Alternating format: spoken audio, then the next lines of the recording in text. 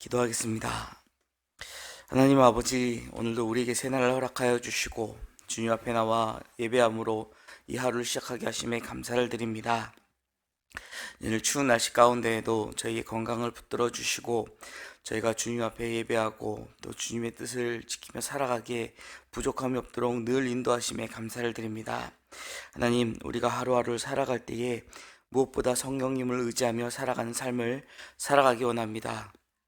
이 세상을 살아가는 동안에 우리 눈에 보이지 않지만 우리를 공격하고 있는 많은 영적인 일들이 일어나고 있음을 고백합니다. 하루하루 주님의 안보하심이 없이는 우리가 단 한순간도 살아갈 수 없는 존재임을 고백하오니 하나님, 오늘 하루도 성령님을 우리에게 보내주셔서 우리가 성령의 인도하심을 따라 승리하는 삶을 살아갈 수 있도록 하나님 함께하여 주시옵소서. 하나님, 우리가 성령과 동행함으로 또한 주님의 참된 제자의 삶을 살아가기 원합니다. 하나님께서 맡겨주신 이 귀한 복음을 오늘 하루도 우리가 때를 얻든지 못 얻든지 전파하며 그 말씀을 전함으로 우리가 주님의 참된 제자의 삶을 살아가게 하여 주시옵소서. 하나님, 또한 우리 가운데에 하나님 주신 사랑이 차고 넘치길 원합니다. 주님께서 제자들에게 너희가 서로 사랑함으로 사람들이 너희가 내 제자임을 알 것이라고 말씀하셨습니다. 하나님, 우리 안에 사랑이 없다면, 우리 안에 하나님이 계시지 않는다면 우리가 하나님을 믿는 하나님의 백성이라 말할 수 없을 것입니다. 하나님, 우리가 서로 사랑함으로 우리가 하나님의 주님의 참된 자녀요 제자임을 드러내게 하여 주시옵소서. 하나님의 영광을 드러내는 삶을 살아가기 원합니다. 나의 삶을 통하여 하나님의 영광이 드러날 수 있도록 나를 십자가에 온전히 못 박게 하여 주시고 오직 내 안에 주님만이 다시 사셔서 내가 주님의 뜻대로 살아가는 주의 자녀 되게 하여 주시옵소서. 하나님, 이 나라 이 민족을 위하여 간구합니다. 하나님께서 세우신 이 대한민국이 너무나도 어지럽고 혼란한 시간을 보내는 가운데 있습니다. 하나님, 비록 이 어렵고 힘든 시간을 보내지만 우리가 그 상황 가운데서도 이 상황을 주관하실 하나님만을 바라보기 원합니다. 하나님께서 결코 포기하지 아니하시며 하나님께서 사랑하시는 이 대한민국이 더욱더 하나님 앞에 회개하고 바로 설 것을 믿습니다. 하나님, 저희가 이를 위하여 더욱 기도하게 하여 주시옵소서. 많은 국가 유정자들이 있습니다. 하나님, 저들에게 지혜를 주시옵소서. 이 나라 이 민족을 세워나가는 데에 더욱더 헌신한 자들이 되게 하여 주시옵소서. 자신을 위하여 일하는 것이 아니라 이 나라 이 민족을 위하여 일할 때에 이 민족 가운데에 더욱더 희망이 생기고 더욱더 살기 좋은 나라로 거듭날 것을 믿습니다. 하나님, 저들을 사용하여 주시고 저들 가운데 하나님을 두려워하는 마음을 주셔서 정말 하나님을 거역하는 그러한 대한민국이 아니라 하나님 마음에 합한 대한민국 되게 하여 주시옵소서. 많은 문제들이 있습니다. 하나님, 이 문제들을 사람의 지혜로 해결할 수 없습니다. 하나님을 의지하오니 하나님, 이 문제들을 속히 해결하여 주시고 저희가 주님 주신 평안으로 차고 넘치는 대한민국 될 수 있도록 하나님 함께하여 주시옵소서. 2025년에 더 많은 이들이 꿈과 희망을 품고 살아나갈 수 있도록 하나님, 이 나라 가운데 주의 은혜를 더하여 주시옵소서. 하나님, 세우신 영화의 공동체를 위하여 기도합니다. 하나님, 이곳에 주님께서 영화교회를 세워주셨습니다. 그리고 지금까지 인도하여 주셨습니다. 늘 우리의 머리 되시고 목자 되신 하나님만을 따라가는 저희 모두가 올해도 하나님 말씀에 순종하며 살아가기 원합니다. 하나님의 말씀에 더욱더 귀 기울이게 하여 주시고 들려주신 말씀을 통하여 깨달음을 얻으며 또 우리에게 주신 그 복음을 전하기에 소홀함이 없는 교회 되게 하여 주시옵소서. 하나님, 저희에게 새 성전 건축을 허락하여 주셨습니다. 하나님, 건축 가운데에 저희가 또 임시처소에 있어서 여러모로 불편한 가운데 있지만 그것을 핑계대지 않게 하시고 우리가 더욱 모이기에 힘쓰며 하나님의 일을 감당하게 충성할 수 있는 주의 일꾼들 되게 하여 주시옵소서. 하나님, 지어져가는 성전을 저희가 기도로 함께 지어나가는 성전이 되기를 원합니다. 그리하여 그 성전이 완공되었을 때에 하나님께서 어떻게 이루셨는지를 우리가 함께 찬양하며 경배하기 원합니다. 하나님, 그 가운데 친히 역사하여 주시고 모든 공사의 일정 가운데 친히 주관하여 주셔서 공사 진행에 어려움이 없도록 하나님 함께하여 주시옵소서. 하나님, 또한 저희에게 부족한 물질이 있습니다. 하나님께서 친히 예배하시고 또 준비하여 주실 것을 믿습니다. 또한 그 가운데에 솔로몬이 처음 성전을 지었을 때처럼 저희가 기쁨으로 우리가 헌신하게 하여 주시고 우리가 즐거이 드릴 때에 하나님께서 더욱 하나님의 하늘의 신령한 복으로 채워주실 것을 믿사오니 우리 모든 성도가 이에 동참할 수 있는 성도들 되게 하여 주시옵소서. 이를 위하여 헌신하고 있는 많은 건축위원회의 분과위원들이 있습니다. 한 사람 한 사람 주님께서 친히 붙들어 주시고 지하 명철을 더하여 주셔서 이 일을 감당하기에 조금도 부족함이 없도록 하나님 함께하여 주시옵소서. 교회에 세워주신 많은 직분자들, 맡겨주신 그 사역들을 감당함에 부족함이 없도록 늘 함께하여 주시고, 특별히 이제 또 새로운 학기가 시작됨에 우리 구역들이 모일 터인데 하나님, 모이는 구역마다 하나님의 은혜가 차고 넘치게 하여 주시고 모이는 그 수가 더욱더 부흥하여 하나님 주시는 복을 온전히 누리는 구역들이 되게 하여 주시옵소서. 구역을 위하여 헌신하는 구역 리더자들이 있습니다. 우리 구역 리더들 하나님께서 세우시고 하나님께서 그 일을 맡기셨사오니 그 일을 감당하실 능력 또한 허락하실 것을 믿고 그 일에 충성할 수 있는 믿음과 마음을 허락하여 주시옵소서. 하나님, 우리 다음 세대들을 주님께서 축복하여 주시옵소서. 믿음의 반석 가운데 뿌리 내리며 믿음의 사람으로 자라 정말 이 세상에 감당할 수 없는 하나님의 사람들이 될 수 있도록 하나님, 우리의 자녀들을 믿음으로 양육하여 주시옵소서.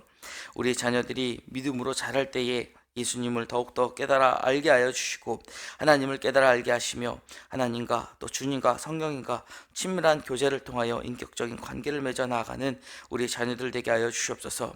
삶의 목표를 세움에 있어서도 비전을 정함에 있어서도 하나님 주시는 그 마음과 하나님 주신 뜻을 깨달아 그 비전을 정하게 하여 주시고 그 비전을 이루기 위하여 헌신하며 또 열심히 최선을 다하여 하나님께 영광 올려드리는 우리 자녀들 되게 하여 주시옵소서. 새벽 이슬 1팀이 우리 겨울 수련회를 갖고 있습니다. 하나님, 그 수련회 가운데 참여한 모든 우리 청년들에게 하나님께서 친히 찾아가 만나주시고 그 마음을 어루만지사 하나님의 손길을 그들이 경험할 수 있는 그런 수련회가 되게 하여 주시옵소서.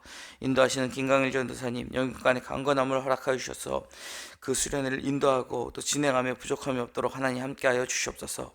하나님, 오늘부터는 또 아동부가 겨울 성경학교로 모입니다. 우리 어린 자녀들이 하나님의 말씀을 배우고 그 말씀 가운데 순종하며 살아가며 부족함이 없도록 우리 아이들의 마음을 이끌어 주시고 그 발걸음을 인도하사 우리가 함께 모여 우리 겨울 성경학교를 진행할 때에 또한 우리 성도들이 기도로 중복해 하여 주시옵소서. 세우신 담임 목사님 늘 영육간의 강건함을 주시고 맡겨주신 사역을 감당하며 목양을 감당하며 조금도 부족함이 없도록 하나님 함께하여 주시옵소서. 이 시간도 우리가 주님의 말씀을 사모함으로 이 자리에 나왔습니다. 우리가 주의 말씀을 듣고 그 말씀에 순종하며 살아갈 수 있는 힘과 능력을 얻는 귀하고 복된 시간이 되게 하여 주시옵소서. 감사드리며 모든 간구 우리 주 예수 그리스도 이름으로 기도드립니다. 아멘. 계속해서 요한복음 14장 25절부터 함께 보도록 하겠습니다. 요한복음 14장 25절로 31절의 말씀입니다.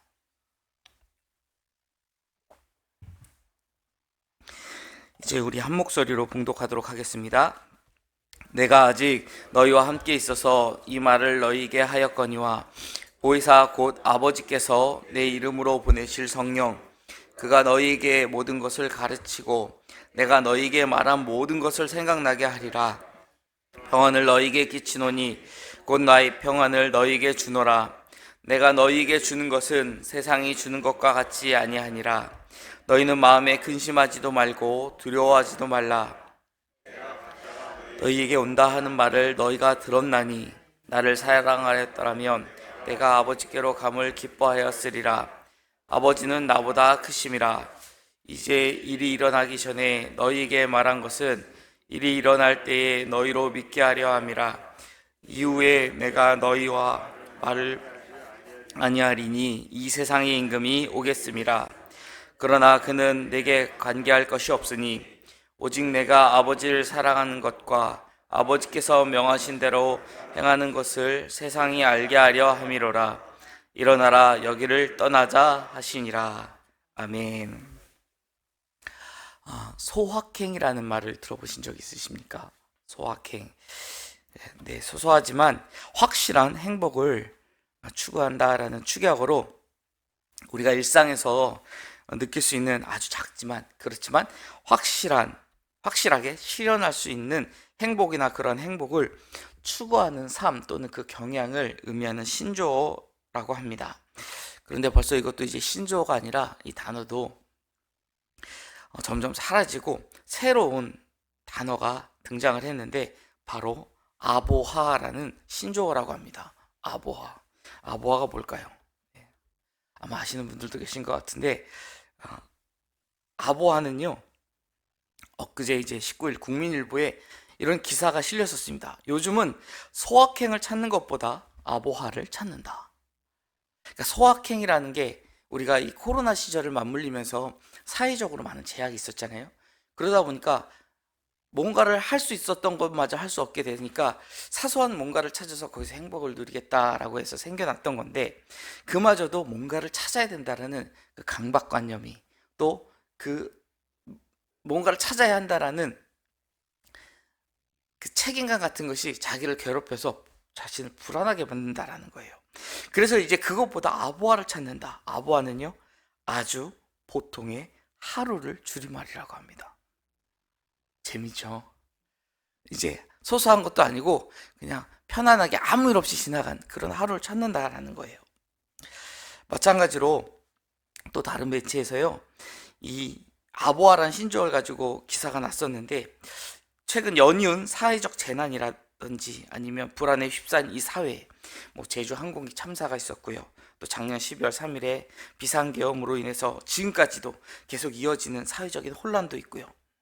이 일들로 시민들이 극심한 혼란 속에서 무력감과 피로 또 불안을 느끼는 그 일상생활을 보내고 있다라는 기사였습니다. 그렇기 때문에 이런 상황 속에서 새롭게 조명되는 것이 일상 속에서의 평안함이 새롭게 조명되고 있다라는 것이죠. 최근에 20, 30대의 이 젊은 청년들이 많은 불안감 때문에 정신건강의학과를 찾는다고 합니다. 그래서 한 인터뷰를 한 기사를 보니까 어떤 정신건강과 전문의가 불안을 호소하는 환자분들에게 이 불안을 떨치기 위해선 규칙적인 일과를 잘 유지하면서 일상을 무너지지 않게 하는 것이 매우 그것을 극복하는 중요한 극복 방법이라고 인터뷰를 했다고 합니다. 하루하루를 잘 유지하면서 일상적으로 살아가면 과연 우리 가운데 불안이 사라질까요? 이런 의문이 들었습니다. 이 불안이라고 하는 것, 몸이나 마음 그리고 이 분위기가 편하지 않은 상태를 의미한다고 하죠. 사실 작금의 상황이 아니더라도요, 인간은 누구나가 이 불안을 느끼며 하루하루를 살아가게 되어 있습니다. 왜 그럴까요? 사람은 한 치 앞도 볼 수 없는 유한한 존재이기 때문에 그렇습니다. 어떠한 사건이 어떻게 벌어질지 아무도 모르기 때문에 우리는 불안함에서 해방될 수 없다라는 것이죠. 물론 이제 어느 정도의 불안감을 우리가 그게 너무 심하게 우리 일상까지 해치지 않을 정도로 느끼고 있지만, 그것을 넘지 않는다 하더라도 우리가 불안을 느낀다고 볼 수 있는 것이죠. 그런데 오늘 본문을 보면 예수님께서는요, 제자들에게 평안을 주시겠다 말씀하시죠. 그리고 그 평안이 세상에서 주는 것과도 다르다고 말씀하셨습니다. 제가 어저께 인터넷에서 그 반대말을 열심히 검색하다 보니까 그것을 찾아주는 사이트가 있더라고요. 그래서 평안이라는 단어를 한번 검색해 봤어요. 근데 놀랍게도 평안에 반의어가 없더라고요. 저는 불안의 반의어가 평안으로 나올 줄 알았는데 없더라고요. 평안을 넣어봤는데도 마찬가지로 불안이 나오지 않더라고요. 불안의 반대가 평안이 아닐까 했는데 아직까지 등록된 단어가 없어서 등록하려고 하다가 내가 뭔데 이걸 등록하지? 그래서 참았습니다. 그런데 우리가 느끼기에 충분히 불안의 반대가 평안이라고 느낄 수 있죠. 평안한 상황과 불안의 상황은 전혀 상반된 그런 그림이기 때문에 그렇습니다. 그런 평안을 지금 주님이 주신다라고 합니다. 세상 사람들은 돈과 권력이 평안을 준다고 믿고 그것을 추구합니다. 내가 물질이 많으면 내가 평안할 수 있고, 또 내가 권력을 가지고 있으면 두려울 것이 없다라고 생각하기 때문에 그렇죠. 그런데 반면에 그리스도인들은요, 평안하고 안전한 삶이 주는 그 안정감을 포기하고요, 주님과 바른 관계를 맺음으로써 이 평안을 추구하고 있습니다. 그렇기 때문에 주님이 주시는 그 평안을 위해서 주님 때문에 다소간의 불편함을 느낄 수도 있다라는 것이죠. 어떤 불편함이 있을까요? 대표적으로 우리가 주일 예배도 세상 사람들이 봤을 때는 상당히 불편하게 느낄 수 있다라는 거예요. 일주일에 요즘은 주 5일 근무여서 토요일도 쉬지만, 아니 그 주일에 주말에 굳이 일찍 일어나서 예배를 드리러 가느냐, 이해를 못하죠. 그리고 여기 계신 성도님들도 아마 이해 못할 겁니다. 그 피곤한 새벽에 일어나서 예배를 드리러 간다? 그것이 굉장히 불편하게 다가올지 모르죠. 신앙의 교제 가운데에서도 얼마든지 일이 일어날 수 있습니다. 구역 안에서, 선교회 안에서 내가 잘 모르는 사람들, 또 내가 불편해하는 사람들을 만날 수 있죠. 하지만 우리는 주님이 우리에게 그것을 맡기셨고, 또 우리에게 그 일을 지시하셨기 때문에, 명령하셨기 때문에 그 일을 감당하며 나아가고 있습니다. 십자가를 지실 일을, 그 사역을 앞두고 지금 평안에 관해 말씀하고 계시는 이 예수님에 대해서 세상은 어찌 보면 이해할 수 없을 것입니다. 아니, 조금 있으면 십자가에 죽게 될 사람이 무슨 평안을 이야기한단 말인가, 이렇게 볼 수 있겠죠. 주님은 분명 세상에서 십자가를 지셔야 하는 그러한 사명을 갖고, 소명을 갖고 이 땅에 오셨습니다. 그리고 지금 그 일을 앞두고 제자들에게는 도리어 평안에 대하여 말씀하고 계시죠. 그리스도인들도 마찬가지입니다. 세상에서는 예수를 믿기 때문에 환난을 당하지만 주님 안에서 평안을 누린다고 이야기를 하죠. 어떻게 그럴 수 있을까요? 그 이유가 이제 우리가 조금 뒤에 보게 될 16장에 등장을 하죠. 주님께서 제자들에게 마지막 고별 설교를 하시면서 이렇게 선포하셨습니다. 내가 세상을 이기었노라. 우리는 그 주님의 말씀을 믿기 때문에 우리도 세상 가운데 비록 환난을 때로는 당하지만 우리가 평안할 수 있다라는 것이죠.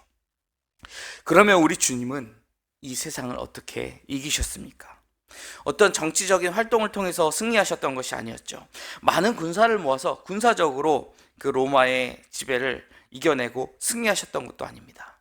주님이 단순히 로마뿐만 아니라 이 모든 세상에 대해서 승리를 선포하셨던 것은 바로 십자가에서 죽으심으로 이루어내셨던 것이죠.